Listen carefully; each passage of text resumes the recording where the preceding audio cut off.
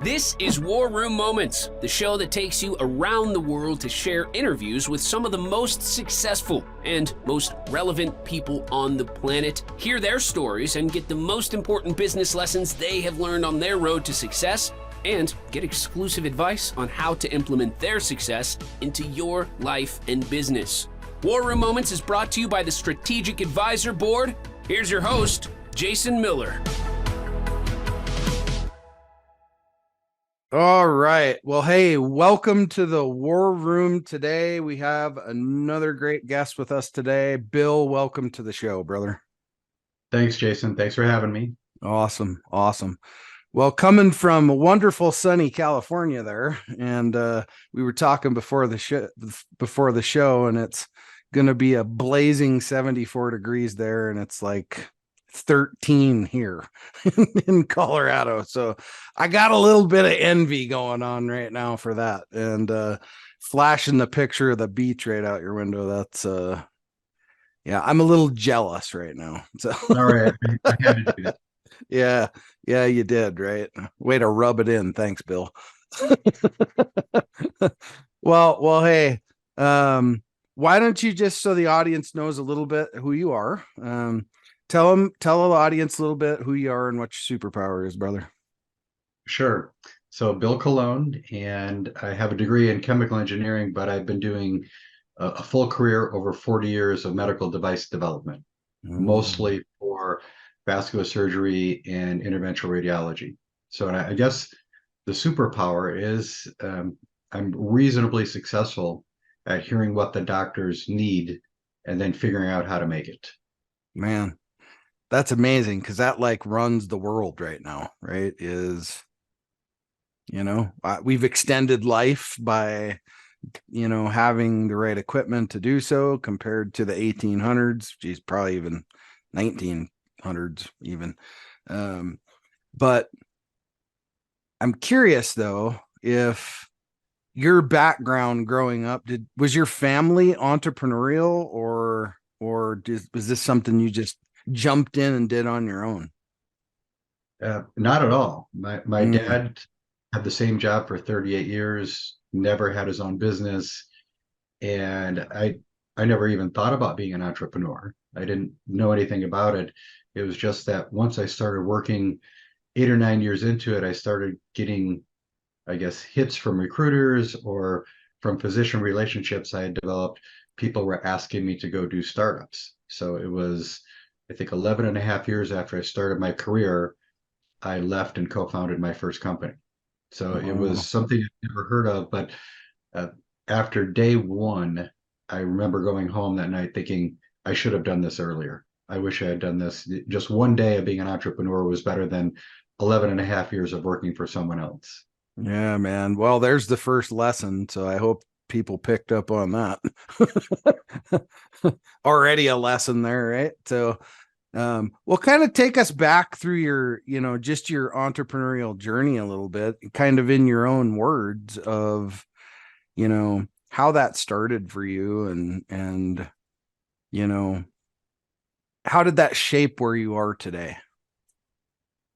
Yeah, it shaped everything. But the first most important lesson, when I started work, the very first week, my boss, who was a really super smart guy, said, build relationships and make connections. So when you go to meet, it isn't about just getting business cards back then, before LinkedIn and before even cell phones.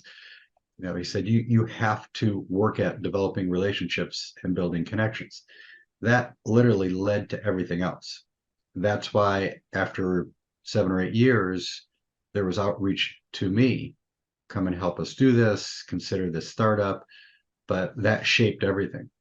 So I just continued with that. After I did the first startup, we literally held it for 11 years before we sold it. I continued to work on developing those relationships, and literally everything that's happened the last 20 plus years is because of the work I did the first 10 years, creating relationships. So, but also once I got the entrepreneurial bug, there were periods when I went back and worked for companies, or companies that acquired my company. But again, I just always knew the personality, and because of the relationships, I always wanted to stay an entrepreneur.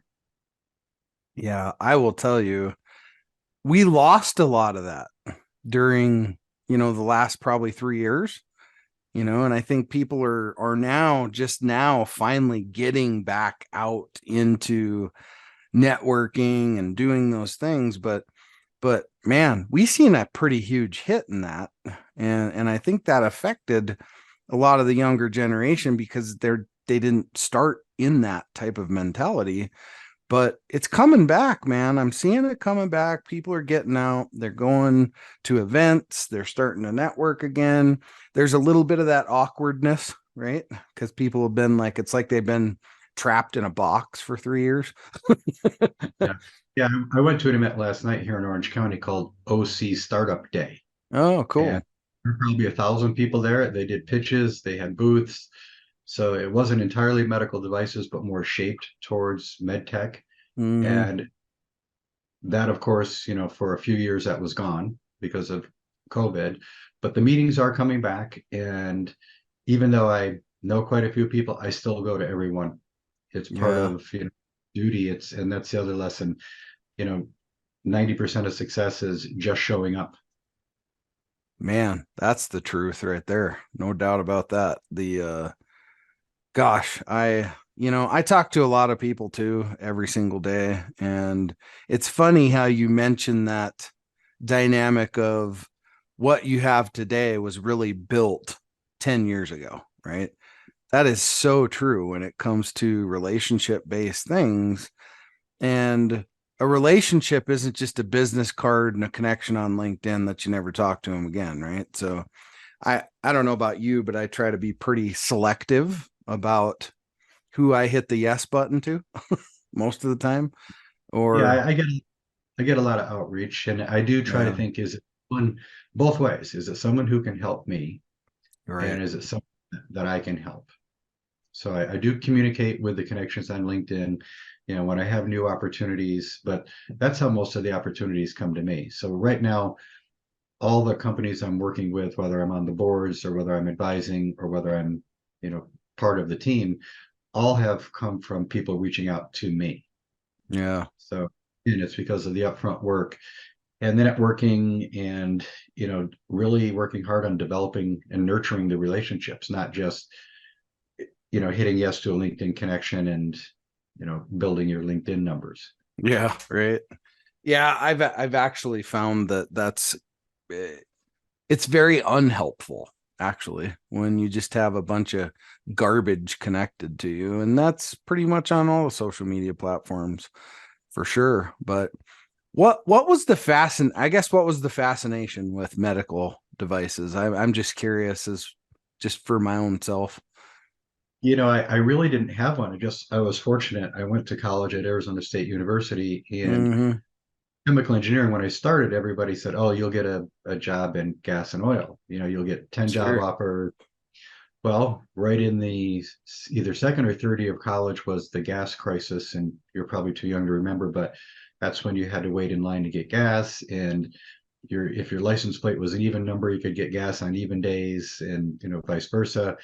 So there were no jobs available in that when I graduated, Hmm. and also that many years ago, you found jobs by either looking in the newspaper or going to the job center at school. So I went and there was a job posting on a bulletin board for a process engineer in a medical device company that happened to be in the same city where I went to college. So I applied and got the job. So I had never even considered medical devices, but very fortunate, just kind of luck of the draw that the day I went over there, that job was posted and they gave it to me. So, and then you did say one really key thing earlier. This has been great for 40 plus years because of exactly what you said. Folks are living longer, so they just have more of a chance to need some kind of medical care. So you have more of a chance to have heart disease or cancer because the life Mm. expectancy has grown 15 or 20 years in the last century. So that's helpful for all our markets. All of our markets are essentially growing. Yeah. I think it's fascinating. I worked with he was a heart surgeon down in I think it was Georgia. He was a heart surgeon down in Georgia. Very specialty heart stuff, and he's like one of 5 in the world, this guy. And eventually the medical device stuff started happening, and they wanted him to use this VR, AR robot stuff and all this stuff, right? And his feelings were very mixed about it. Like it was like, it's good, but I don't know. It's good, but maybe it's good. Maybe it's not. Maybe my hands are better or any of this. But after he used this device, it was amazing the feedback he gave about it. He was like, you know what? I mean, that thing's more precise than I am. And and all I have to do is just keep it on track. And so, I mean, the technology that has came from people like you, most people don't understand that without a lot of the technology that we have today, where people like you develop this technology, man, life would look a little bit different for sure. So, man, huge thank you for that, for everybody that's listening. You're welcome. Yeah. So, I'm curious at what's like the process that you have to go through from an engineer brain, right? To there has to be some like crazy needs assessments and things like that done that flow into this. I mean, I don't know. I don't know anything about it, but I'd love to hear about it though. It's the same thing every time. So usually probably 2 to 5 times a month, I'll get outreach from mostly physicians or that have already started businesses, and they have an idea, or sometimes, it literally is an idea. Other times it's already had a patent filed or issued, or even a prototype built, but it's the same evaluation every time. Is there a very large and growing market? Is there a clear unmet need? Is the idea a clear solution to the unmet need? Can we get patent protection on the idea? And then also, can we build it for a reasonable price? Sometimes there's these incredible ideas where you're saying, doctor, this, it's going to cost $1,000 to build one, and we can only sell it for 100. So, although it's a great idea, it's just not technically feasible. And then that final piece is something I mentioned. Really, we have to know that either Medicare or private insurance can pay for it. So it's the same evaluation of whether it's radiology, whether it's surgery, whatever product we're going to make. We go through those steps, and 9 out of 10 times the ideas fail that test. So end up being selective in what I work with. So I just work with, I think, 7 boards right now. So I have various duties and responsibilities, but so those 7 have all passed the test for meeting all those requirements for me to want to be involved. Right. I mean, I don't know the process, but I imagine like that field, the red tape in that field has to be phenomenal. Well, just the regulatory. I think now Yeah. there's a lot of smart engineers, and one of the reasons I'm in Orange County, I think I heard at a meeting recently, there's over 58,000 medical device employees here. Oh, So wow. we have the talent pool for everything from engineering to manufacturing, regulatory, clinical. So you put it, the correct smart minds, we can build almost anything. And then, of course, our biggest red tape is both regulatory approvals in Europe and in the US. So that's usually the biggest risk, from the day we start. How long do you think it will take before we can actually sell, because we get regulatory approvals? So that's the biggest startups.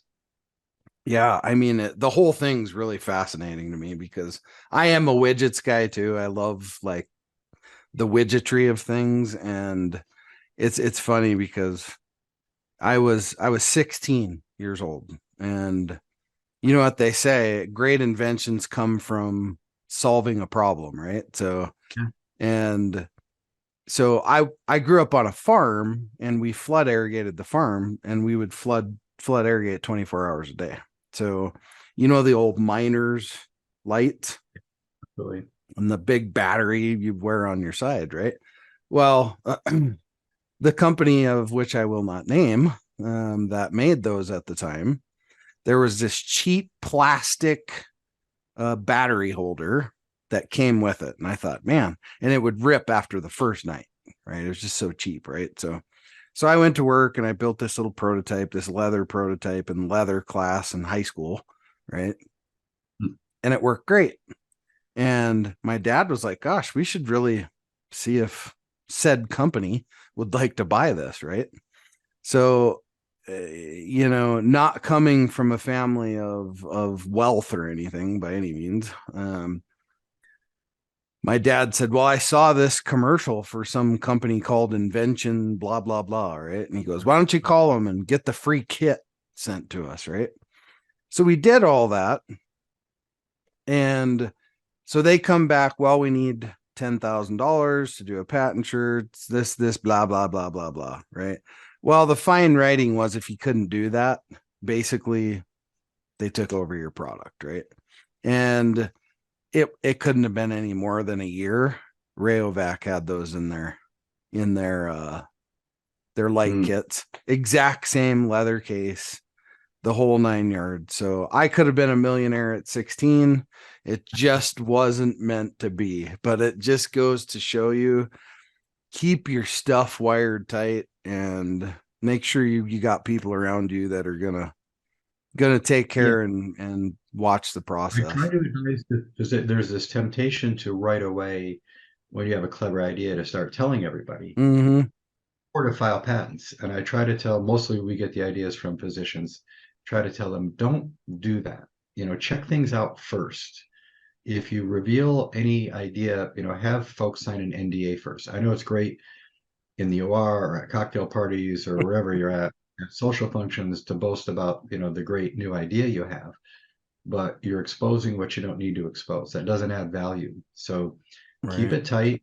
Only talk to people under an NDA and only file patent protection, when you really believe you have something and you're willing to commit. So I get a lot of calls from physicians who don't understand that a provisional patent is an application only. Mm-hmm. And when they get, at day 360, they get a note from their patent attorney going, hey, now you have 5 days to turn this into a full application that's going to cost about $20,000. Then I get a call like, okay, what should I do? I said, well, you shouldn't have filed the provisional application in the first place. Yeah. And but also, I have several clinicians that have filed several patents and have had several patents issued. Some folks have spent in the hundreds of thousands of dollars, and literally there's no product. It's never been prototyped. There's no company. There's just all Wow. this out there, and I'm really surprised at how frequently that happens. How many times I get that call. Wow. I mean, proof of concept is a real thing. Yeah, be confidential. You file the patent later, but have someone help you or figure out yourself to see, can it be a company? Can it be something I commercialize? Can it be something that someone else takes forward? Do all that before you spend hundreds of thousands of dollars of your own money. But Yeah. that being said, now I do have to talk about single pass, our device. This biopsy closure device, which is a only one of its kind Oh, electrocautery wow. device to prevent bleeding after biopsy procedures. Two physicians in Arizona invented the idea. They did file two patents and one of them issued, and they did build working prototypes before they were introduced to me. And I was introduced to them by a hand surgeon that I had made a product for. We sold it to Stryker. So now he introduces all his friends to me. But these doctors do lots of liver and kidney and lung biopsies, and they always had bleeding issues. And there was nothing to stop the bleeding issues. So they thought, wow, they use cautery and electrocautery to stop bleeding for open surgery. Why can't we make a device that's small enough? And this is this probe of how tiny it is to go inside a guide needle. And before you pull out the guide needle, which is really tiny, Oh, just heat seal or cauterize all that tissue all the way out.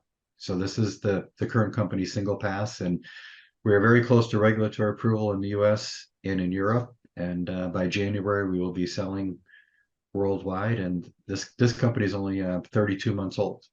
So wow. we did a lot very quickly. Yeah, I would say, holy crap. Way to speed the process up, right? Yeah, it did help that the doctors did have, a really good idea. We did work Yeah. with a really contract manufacturing organization. So everything's done here in Southern California. So this was probably one of the fastest I've ever done from, an idea in somebody's head all the way to a business, which, soon will be developing revenue. So Wow.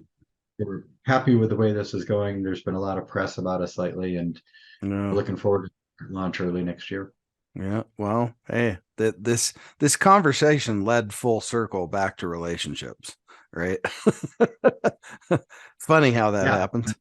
I would have never met guys, even though I live in Southern California, but they're in Phoenix, and Right. the introduction, because I had success with a hand surgeon, and so he's made several introductions to me, but just Mhm. this, the one that I thought, when we did diligence, like, okay, there is a large unmet need. They do over 5 million biopsies every year, and there's no solution to prevent bleeding right now. You pull the needle out and you apply pressure and you hope people don't bleed. So this is the first product of its kind where we can, ensure that people aren't bleeding after Yeah. their biopsy. So this Yeah. is said, hey, this one's got legs. Let's raise some money and let's develop this product. Yeah, yeah. That's amazing, man. I could geek out about this for hours and talk about this for hours, no doubt, because I'm a product guy brained. I just it really does fascinate me, but in the interest of time, I won't geek out too long with it. But anyway, the amount of lessons there that were through that conversation, there's a lot of lessons there. But for those that are hard headed and just couldn't catch them, you had a couple of go-to pieces of advice that you'd give to a young entrepreneur to miss some Yeah, arrows. What would yeah. that be? And again, that first one is most important in building the relationships. Mm-hmm. Right away in your career, build the relationships, nurture the relationships, develop the relationships, and then along with that, the best thing you can do, become an expert at something. Mm, I was fortunate. The first job let me become an expert at a certain type of processing that is still in large need. So I get a lot of reach out for that. And most of my friends that have started businesses became experts, either maybe regulatory or clinical or quality. Those allow you the avenue to become an entrepreneur. So many of my friends that were highly regarded in their area of expertise are able to leave and start their own businesses because they are recognized as experts. So instead of yeah. being a general, yeah, you need to know a little bit about a lot, but become a well-known expert in something. And that is the easiest path to becoming an entrepreneur. And then that final thing of, just show up. Mm, I'm pretty well connected, but I still go to every meeting every time, every Orange County med device meeting. If I'm not traveling, I go all the time to yeah. reconnect. And usually, like last night, I met two new folks that I didn't know before that I'm going to reach out to that may be helpful for me and I may be helpful for them. And if I decided to come home at 5 o'clock instead of going to that evening event, I wouldn't have met those folks. So Right. it's just, it's easy to say, oh, I'm tired after working all day. I don't need to do that, but you got to show up. You got to keep Yeah. showing up. Yeah, that's for sure. Yeah, I understand it. And I just got back. I was in Arizona for 5 days down there, crazy 5 days to here, right into client operations. And tonight, another client flying in from Texas. So it's crazy, right? But that's business, right? So, and I love that formula. And I hope people take that formula because that's a great business formula that you got going there. And I hope people are paying attention to it for sure. Well, hey, how do you want people that listen to this episode to contact you if they're in this field or be able to explore all the things that you do? They can find me on LinkedIn, and Okay. if they message me, and again, if I think I can help them or make introductions, I'll Mhm. connect. And or if they want advice, or again, it may be someone that I need. I have multiple projects going on. It may be someone that has a skill that I need, and it could lead to business for them. Sure. Or have a product idea, or it's Yeah. goes all the time, and do a lot of evaluations. So I just need to keep the pipeline going. So Yeah. I need I need idea flow, and then beyond that, it's investor relations, and that's how I keep the businesses going. Idea flow. I love that. Usually hear about deal flow, not idea flow. Well, the ideas added, then they turn into the deals. That's right. No, that's a good one though, for sure. Well, awesome. Well, to kind of wrap things up here, I always like to ask this question, and that is if you could have invited anybody to be here with us today on the show, dead or alive, any point from any point in time in history, doesn't matter who it is, who would have you loved to have here and why them? You asked me this at the beginning, and I thought about it. And actually, I would like Dr. Ted Dietrich to have been here. So he passed away about 8 or 10 years ago, but he was the famous cardiovascular surgeon that co-founded my first startup with me. Mm, And I learned so much from him. He was the smartest, most innovative, and hardworking guy. When I saw what he did as far as putting in hours, and he was always on the leading edge of innovation. And if it wasn't for him asking me to start a company with him, I wouldn't have known much of anything that I know today. I mean, I knew how to work with a medical device company, how to develop products, but the entrepreneurship opportunity he gave me by trusting me to start a company with me, that was successful, and that we later sold, and everything I learned from him working with him for 11 and a half years. I mean, he was just an incredible guy, a fantastic surgeon, an incredible speaker, on the leading edge of everything. I wish he could have been here, because it would have been great for him to see everything I've done since we stopped working together. And we did yeah. have some additional work together after we sold our startup, but 10 more years of this, I think he would have enjoyed to see what I'm doing. Yeah, yeah. It's always great if, those mentors, those people that we look back to in our lives, if we could always have them somehow. Well, I guess you never know. Depends on your beliefs. I won't get into that, but they're Yeah, but they're also, they're they're probably watching.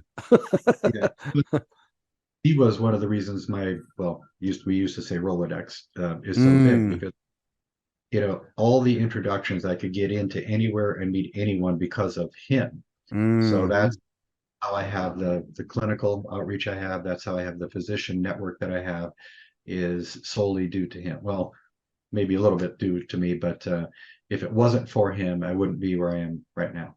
Yeah. And he took that chance on you, right? Yeah, he liked me. We had kind of worked together. One day, his secretary called me, said, "Come down on a Sunday. Dr. Dietrich wants to talk to you."